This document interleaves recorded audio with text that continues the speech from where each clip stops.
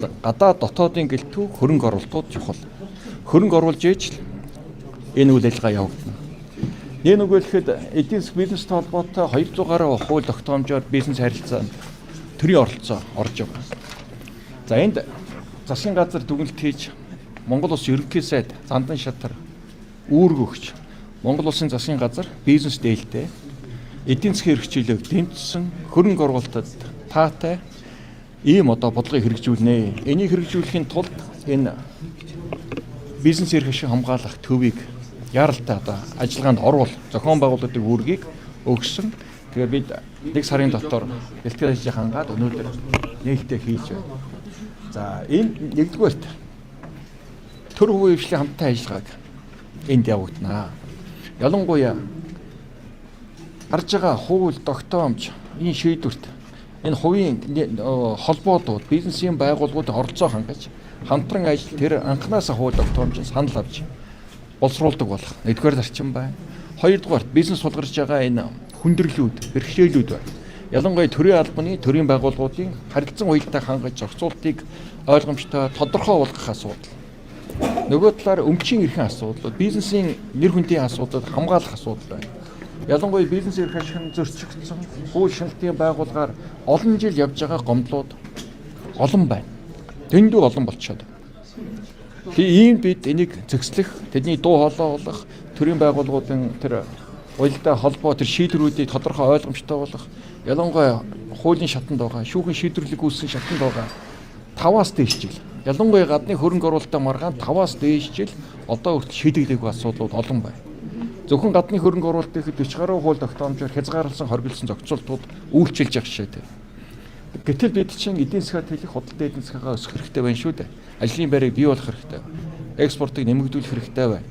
Ингэжээж бид нийгэмд тавьсан нөгөө нийгмийн олон асуудал хөрөнгө оруулалт хангах болцоод бүрдэнэ. За нөгөө талаас энэ бол сургалт судалгааны төв байна. Шинэ инновац, шинэ технологи, шинэ бизнесийн санаа оноог солилцох тэр орчныг бүрдүүлнэ. За нөгөө талаас энд бизнесийн холбоодуудад энэ хөрөнгө оруулагчдад нээлттэй орчин үүсгэх. За одоо энэ урд талд энэ харагдж байгаа талд бол гадаадын хөрөнгө оруулалтын нэг зүйн үйлчлэг байгаа. Бүртгэл.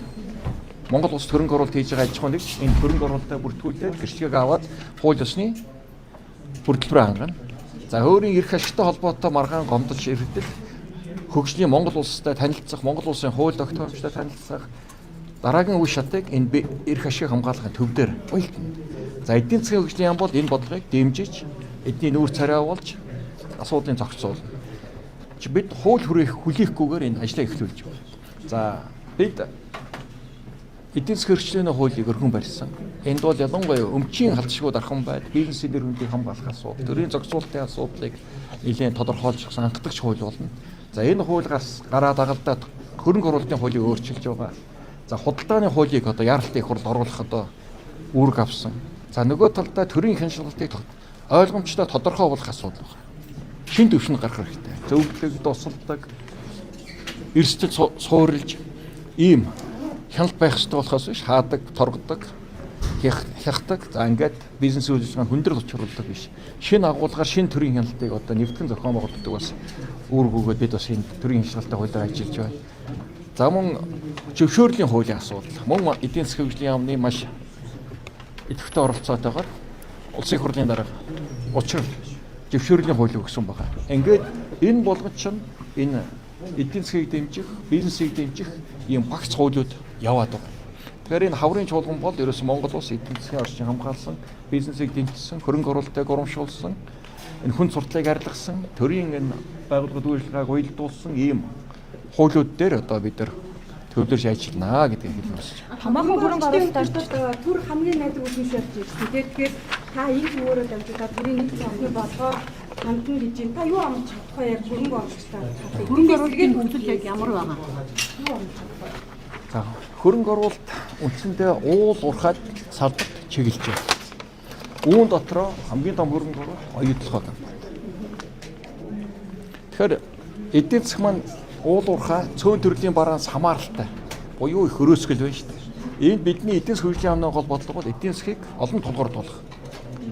Уул уурхаас ангид бусад хөнгөн хүнсний бусад аж үйлдвэрлэлийг бий болгох, аял жуулчлалыг хөгжүүлэх, худалдааг идэвхжүүлэх гэсэн арга хэмжээнд орж байна.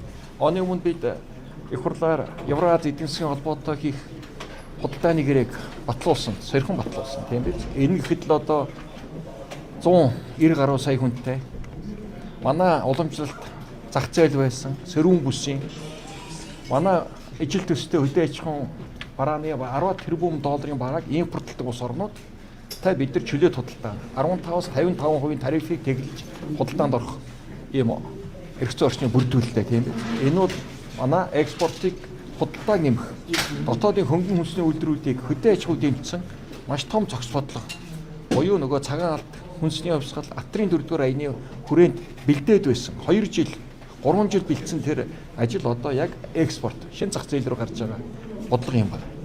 За нөгөө талаас аялал жуулчлалыг яаралтай дэмжиж үйлчлэгийн салбарыг олон улсын түвшинд хүргэх ажил байна. Хамгийн олон ажлын байрыг бий болгож байна. Энэ хүрээнд бид нар агаарын тээврийг либералчлах, за ингээд аялал жуулчлалын дэд бүтцүүдийг аялал жуулчлалын гол бүсүүдэд тавигдах дэд бүтцүүд, эрчим хүчний хөрөнгө оруулалтыг эмгдүүлж байна.